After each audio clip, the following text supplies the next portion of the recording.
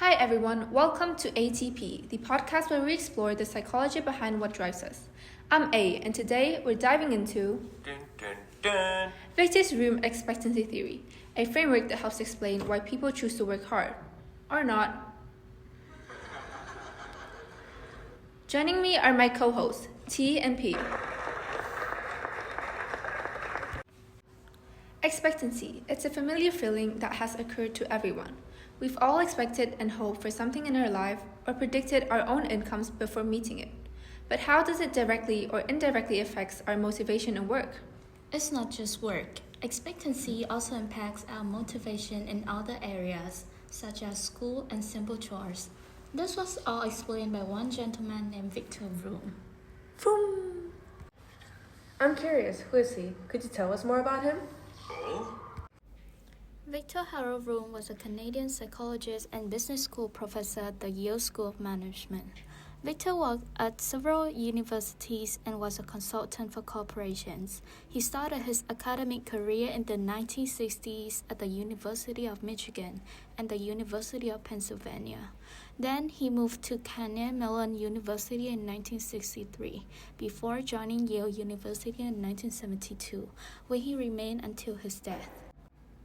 The expectancy theory was introduced in the psychologist's book named Work and Motivation in 1964, inspired by Victor's Vroom realization that motivation is not a simple stimulus response, but is based on individual beliefs about the relationships between effort, performance, and rewards.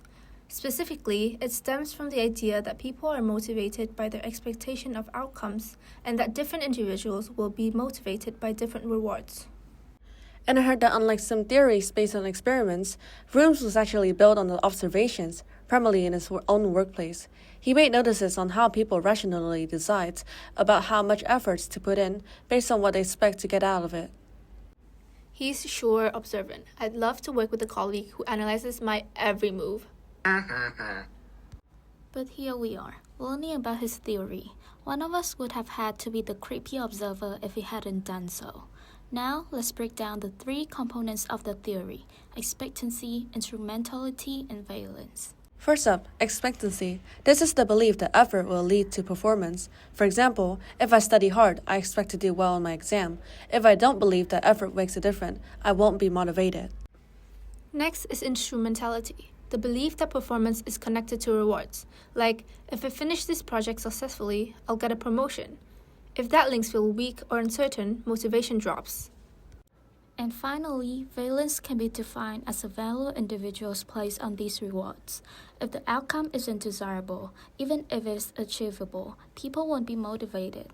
For instance, if the reward is a gift card to a store I don't like, I won't care much. Here's a real-life example. At Apple, especially within its product development teams, managers apply expectancy theory to maintain high levels of motivation and performance. The company is known for its demanding standards, but also for empowering employees to meet them. Could you break this down for us, T?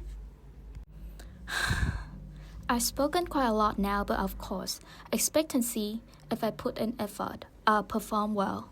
Apple provides employees with advanced tools, specialized training, and creative autonomy.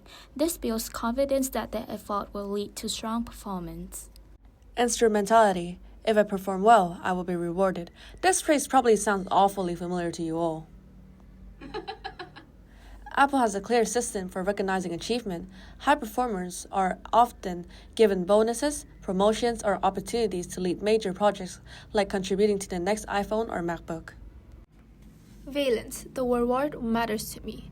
Employees at Apple tend to value innovation, career growth, and being part of a global recognized brand. These rewards are meaningful and personally motivating. By aligning effort, performance, and valued outcomes, Apple creates a work environment where employees are driven to excel and contribute to a world-class products. But the theory isn't perfect. One major criticism is that it assumes people are always rational. In reality, emotion and social factor plays a big role in motivation. Plus, measuring things like valence and expectancy can sometimes be tricky. So to wrap up, Victor's Vroom expectancy theory helps us to understand motivation by looking at how people connect effort, performance, and rewards. It's especially useful in business, helping managers design better reward system and set clearer goals. It shows that motivation isn't the same for everyone. What pushes one person to work hard may not matter to someone else.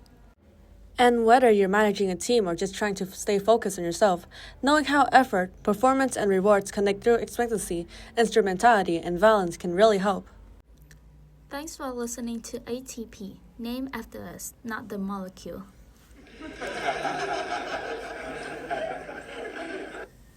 Keep thinking, keep growing, and we'll catch you next time.